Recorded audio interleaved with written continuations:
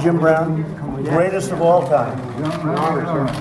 And what people don't know, Kanye, everybody knows, right?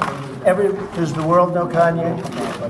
What people don't know about Jim? They say, first of all, he's the best football player, but they say he was an even better lacrosse player. Do you think so? Never thought about it. Huh? Never thought about I've heard he was even at Syracuse. I love it. Love all sports. Well, it's great to have you, Jim. Great to have you. Kanye, it's great to be with you. And these are two friends of mine, and Kanye's been a friend of mine for a long time. And Jim came out of nowhere, and he said, I like what the president's doing. A long time ago, we met, right? And I just appreciate it very much. And, you know, if you look at the employment numbers, if you look at the median income, if you look at every single indicator, we're keeping our promise, Jim. Thank you. And I want to thank you. I like North Korea, too. Yeah. Well, he's turned out to be good. Dialogue. We had a little dialogue. And the Secretary of State just came back. Mike just came back from North Korea. We had very good meetings, and we'll meet again, but we're doing good. No more nuclear testing, no more missiles going up, no more nothing.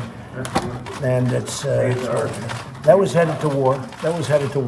Yeah, I mean, to me it seemed like that close. Yep, it was so close. I spoke to President Obama. I will tell you that was headed to war.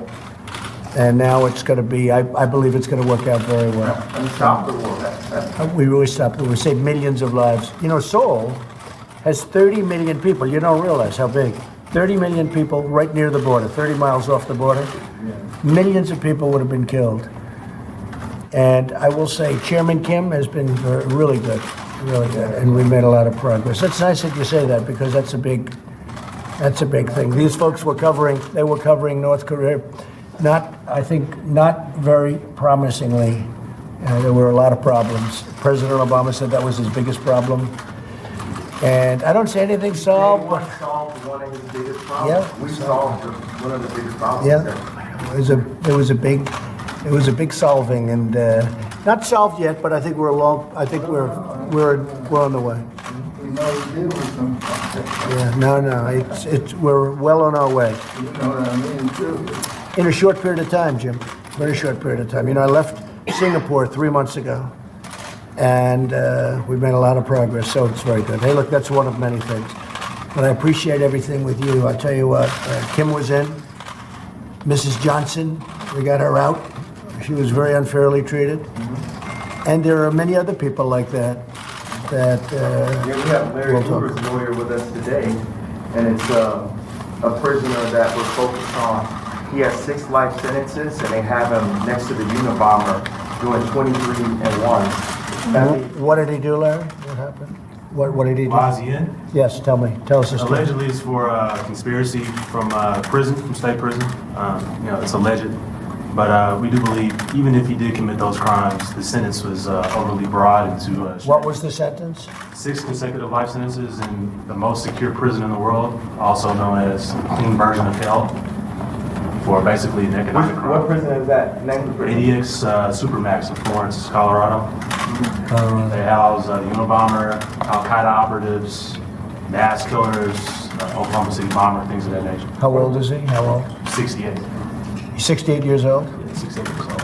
And really the reason why they imprisoned him is because he started doing positive for the community. He started showing that he actually had power, that he wasn't just one of a monolithic voice, but he could wrap people around. So there's theories that there's infinite amounts of universe and there's alternate universe. So it's very important for me to get Hoover out, because in an alternate universe, I am him. And I have to go and get him free, because he was doing positive inside of Chicago, just like how I'm moving back to Chicago. And it's not just about, getting on stage and being an entertainer and having a monolithic voice that's forced to be a specific party.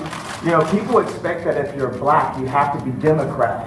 I've had conversations that basically said that welfare is the reason why a lot of black people end up being Democrat. They say, first of all, it's a limit to amount of jobs. So the fathers lose the jobs and they say, we'll give you more money for having more kids in your home. And then we got rid of the mental health institutes in the 80s and the 90s, and the prison rates just shot up. And now you have Chirac, what people call Chirac, which is actually our murder rate is going down by 20% every year. I just talked to the superintendent, met with Michael Sachs, that's Rom's right-hand man. So I think it's the bravery that helps you beat this game called life. They tried to scare me to not wear this hat, my own friends, but this hat, it gives me power in a way.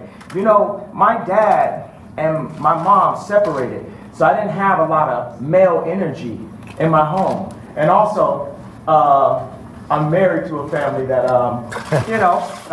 not a lot of male energy going on. It's beautiful though, but there's times where, it's something about, I love Hillary, I love everyone, right? But the campaign, I'm with her, just didn't make me feel as a guy that didn't get to see my dad all the time, like a guy that could play catch with his son. It was something about when I put this hat on, it made me feel like Superman. You made a Superman, that's my favorite superhero, and you made a Superman cape for me also as a guy that looks up to you, looks up to Rap Lauren, looks up to American industry guys, non-political, no put the beep on it, however you want to do it, 5 seconds delay, and just goes in and gets it done. Right now, you gave me the heart to go to Adidas, because at Adidas, when I went in 2015, we were a $14 billion company, losing $2 billion a year. Now we have a $38 billion market cap. It's called the Yeezy effect. And I went to Casper. We had a meeting in Chicago, and I said, you have to bring manufacturing onshore, not even shore, into the core. It's not about the borders, the core of Adidas. And Chicago is the core of Middle America. We have to make Middle America strong. So I had to, because I had enough to put on this hat. I mean, this Adidas thing made me a billionaire. And I could have lost $200 million walking away from that deal. But even with that, I knew it was more important for me to take the chance of walking away from that deal than to have no fathers in Chicago with no homes. And when we do have prison reprobation, because it's habilitation, not rehabilitation, because we didn't have the abilities in the first place. We never had anyone that taught us, who didn't teach us. Exactly, we had no one that taught us, right? So it's more important than any specific deal, anything that we bring jobs into America, and that we provide a transition with mental health and the American education curriculum that Jim has worked on. Larry Hoover also has a curriculum that he's worked on. We have Montessori curriculums that we worked on. WeWorks has a beautiful curriculum. The Waldorf establishment has a curriculum. We have meditation. There's a lot of things affecting our mental health that makes us do crazy things, that puts us back into that trap door called the 13th Amendment. I did say abolish with the hat on, because why would you keep something around that's a trap door? If you build in a floor, the Constitution is the base of our industry, right? Of our country, of our company. Would you build a trap door that if you mess up and you accidentally something happens, you fall and you end up next to the Unabomber? You got to remove all that trapdoor out of the relationship. The four gentlemen that wrote the 13th Amendment, and I think the way the universe works, it's perfect. We don't have 13 floors, do we? So the four gentlemen that wrote the 13th Amendment didn't look like the people they were amending. Also, at that point, it was illegal for blacks to read, or African Americans to read. And so that meant if you actually read the amendment, you get locked up and turned to a slave. Again, so what I think is we don't need sentences, we need pardons. We need to talk to people. I was diagnosed with bipolar disorder. I was connected with a neuropsychologist that works with the athletes in the NBA and the NFL. And he looked at my brain. It's equal on 3 parts. I'm going to go ahead, drop some bombs for you. 98 percentile IQ test. I had a 75 percentile of all human beings, but it was counting 8 numbers backwards after it was repeating. So I'm going to work on that one. The other one's 98%. Tesla, Freud. You know, so he said that I actually wasn't bipolar. I had sleep deprivation, which could cause dementia 10 to 20 years from now, where I wouldn't even remember my son's name. So all this power that I got, and I'm taking my son to the Sox game and all that, I wouldn't be able to remember his name from a misdiagnosis. And what we need is, we can empower the pharmaceuticals and make more money. That's one thing. I've never stepped into a situation where I didn't make people more money.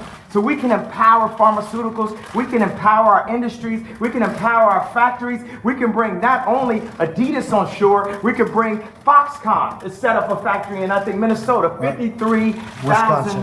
Wisconsin. Yeah, Wisconsin. They have 4,000 jobs, people making $53,000 a year. And one of the things we got to set is Ford to have the highest design, the dopest cars, the most amazing. I don't really say dope, I don't say negative words and try to flip them. We just say positive, lovely, divine, universal words. So the flyest, freshest, most amazing car. And what we want to start with is, I brought a gift with me right here. This right here is the iPlane 1. It's a hydrogen-powered airplane, and this is what our president should be flying in. Look at this, Jared. We'll get rid of Air Force One. Can we get rid of Air Force One? No, you don't like that. Well, we're going to have Apple, an American company, work on this plane with. But you know what I don't like about? It's not that I don't like. What I need Saturday Night Live to improve on, or what I need the liberals to improve on is, if he don't look good, we don't look good. This is our president. He has to be the freshest, the flyest planes, the best factories, and we have to make our core be empowered. We have to bring jobs into America, because our best export is entertainment and ideas. But when we make everything in China and not in America, then we're cheating on our country. And we're putting people in positions to have to do illegal things to end up in the cheapest factory ever, the prison system. I'll tell you what, that was pretty impressive. You know, I hate to say this, Jim. Do you want to say something? What do you do after that? If you don't mind if I... You are please, Jim, please. He doesn't look good, we don't look good. Right. Great, right? Isn't that a great statement? Yes, it is. And it's so true. As a country, it's so true. Very I've never seen Jim Brown impressed before. He was impressed. That's true. That statement is amazing, huh? I want to tell you, it's great to have you guys with us. And we're going to go in, we're going to have some lunch. That was quite something. That was quite something. It was from the soul. It's really very interesting. Yes, yeah, please.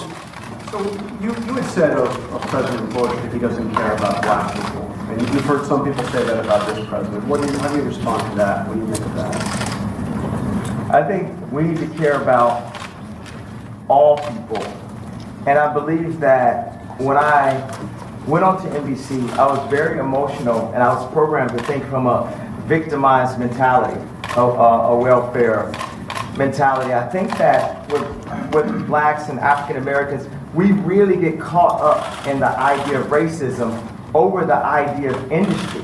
We say if people don't have land, they settle for brands.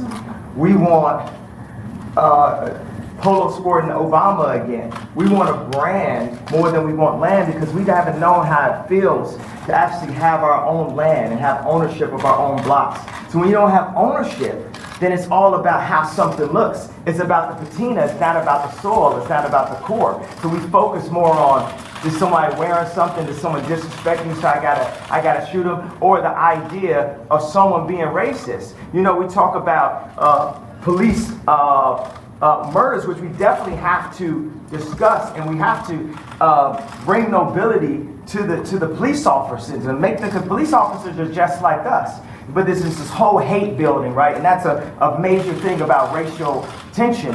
And we also, as black people, we have to take a responsibility for what we're doing. We kill each other more than police officers. And that's not saying that the police officer is not an issue, because they are in a position of power. But sometimes they're in placement of law enforcement, they need to be law power. It's force versus power. You shouldn't have to force people to do that. So a lot of times a police officer is sitting there, they're being forced to do this and forced to do that block, and then they force somebody into something and force something. We have to release the love throughout the entire country and give opportunities. A lot of times it's just the overall lack of reparations that we, at any given point, we say, oh, this is racist, this is racist, this is racist, this is racist. So we don't have the reparations, but we have the 13th Amendment. We got to open up the whole conversation. So, and that's a move, one of the moves that I love that liberals try to do. The liberal would try to control a black person through the concept of racism because they know that we are very proud, emotional people. So when I said I like Trump to like someone that's liberal, they'll say, oh, but he's racist. You think racism can control me? Oh, that don't stop me. That's an invisible wall. Mr. West, what would you like? But you don't think Oh, your question. You had one question. We're going to go to another question. I answered your question. I don't answer questions in simple sound bites. You are tasting a fine wine. It has multiple notes to it. You better play 4D chess with me like it's Minority Report. Because it ain't that simple. It's complex. Mr. West, what would you like? I'm from the Chicago Sun-Times, so I would like to know what you would like to ask President Trump to do for Chicago. You're here to talk about crime in Chicago. The thing that the head of the police and Mike Sachs met with me last night at the Soho House about was we feel that stop and frisk does not help the relationships in the city. And everyone that knew I was coming here asked about stop and frisk. That's the number one thing that we're having this conversation about. Another thing is opening up industries, and we've got to get some tax breaks because we're making we got a speed factory in Atlanta, but the shoes are costing us $300, so it's costing us too much to make things. So we need some prototypes here so we can get people back working. So China can't just beat us and Vietnam can't beat us. You got Levi's, the greatest jeans company in the world, making their jeans in Vietnam. So we're going to need to get a few breaks to be able to have some places in my hometown of Chicago and the 2.7 million to the 9 million surrounding suburbs where we can create some factories. Now, I think it would be cool for them to be Trump factories because he's a master of industry. He's a builder. And I think it would be cool to have Yeezy ideation centers, which would be a mix of education that empowers people and gives them modern information. Like sometimes people say, this kid has ADD, this kid has ADD. He don't have ADD, school is boring. It was boring, it's not as exciting as this. We have to make it more exciting. We have to mix curriculums. You play basketball while you're doing math. You learn about music while you meditate in the morning. We have to instate mental health and art programs back into the city. So those are, and also Larry Hoover is an example of a man that was turning his life around. And as soon as he tried to turn his life around, they hit him with 6 life sentences. So I believe you say don't tear down the statues. Larry Hoover is a living statue. He's a beacon for us that needs to see his family, that needs to go out and represent. When you have a block leader on every single block, they can own the block as their own. That's something I learned from Jim Brown from A Mayor I Can. We need to put curriculums from people who really came from the streets, not people who are just trying to set us up to go into a work system or prison system that applies to what people are really going through, which Jim Brown has created. What about gun violence with all the debate about the Second Amendment going on? The problem is illegal guns. Illegal guns is the problem, not legal guns. We have the right to bear arms. President Trump has said that he favors stop and frisk. Are you guys going to be discussing that? Do you think you can change his mind? Yeah, we're gonna discuss. I didn't mean to put you on blast like that, bro. But it's definitely. I'm open-minded. I'm here. Mr. I am President, would you like him open-minded. to speak at one of your rallies? He can speak for me anytime he wants. He's been a great guy. He's a smart cookie. Smart. He gets it. These two guys, Jim Brown, he's been doing this for a long time. Is he a future presidential candidate? Could very well be. Only after. Could very well be. That's good. I'm glad to hear that. We have a good, and the thing is, let's stop worrying about the future. All we really have is today. We just have today, over and over and over again, the eternal return, the hero's journey. And Trump is on his hero's journey right now. And he might not have expected to have a crazy like Kanye West run up and support But best believe, we are going to make America great. Now the thing is, another thing is black people have an issue with the word again. And I believe my feeling from that is because I'm going to go all the way Sigmund with it, because time is a myth. All we have is now, all we have is today. So the word again, it doesn't hurt us because of the idea of racism and slavery and different things. It hurts us because we need to focus on who we are now, today. I believe. So I actually brought some hats in that have a bit of a transition. I'm not trying to put you up in the spot a little bit. I made a hat that says Make America Great. Just that. But I would love to see, at the Super Bowl, Trump wearing the Make America Great hat, Colin wearing the Make America Great, and showing that we can bend a bit on this side, we can bend a bit on this side, and we can learn how to be malleable in the infinite universe that we are and the loving beings that we are. That we don't have to stick to all traditions. And we aren't a side. We are one unit. We are one country. We are one moment in history and time. We might have been here before, but right now, we're here together. And the greatest value that people have are other people. And we need to stop working on red and blue. It's like a gang again. Let me ask you this question. You're in the Oval Office. Okay. How does it feel to be in the Oval Office? Oh, it is good energy in this. Isn't it good energy? Yeah. It's good energy. It's a great place. Jim, how do you feel? I feel good. Yeah. I truly feel good. I thank you too. You're so respected. And what Kanye's doing has been incredible. All over the world they're talking about this. And I have to tell you, I had important meetings today with senators and with everything. Nobody cared. They wanted this meeting. This is the meeting. Is that right? I can say that to John. No, the others were good, right? But this is what they want. Maybe only you would be here. Well, it's my honor, Jim. I want to tell you, I've been a fan of yours for a long time. Long time. Nobody like you. Nobody like you. No athlete like you. Well, you know why I'm here? I'm here to serve. Yeah, it's really nice, man. I'm not here to ask for anything. Well, and you know, that's always been the way Jim has been for a long time.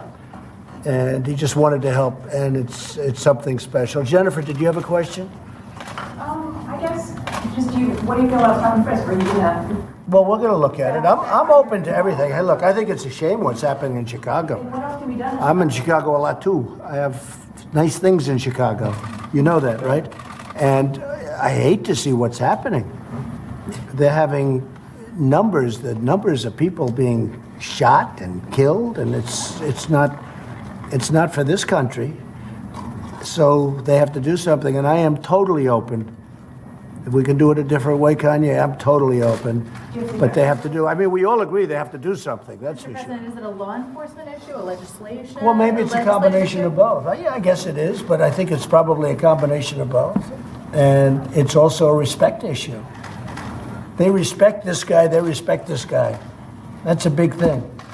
Right now, they're not respecting, let's say, your mayor or let's say your leadership in Chicago, but certainly it shouldn't be happening. What's going on there should not be happening. Steve, go ahead. What do you want this meeting to lead to in terms of prison? Honestly, from our standpoint, this was just set up to be a lunch of two people that I like, and I guess they like me. And we're gonna have lunch. We're gonna talk. You said, yes, you know I love you. I know. Did I? But I don't want to put you in that spot. But No, I'm standing in that spot. I love this guy right here. Let me give this guy a hug right here. I love this guy right here. Yeah. come here. That's really nice. And that's from the heart. I didn't want to put you in that position, you know, but that's from the heart. Special guy. These two are special people. Whether you like it, whether you don't like it, they're special people. And I appreciate it. Jim, Kanye, I appreciate it. So let's go have some lunch. Okay? Thank you all very much. All right, guys, let's go. Make your way out. Thank you.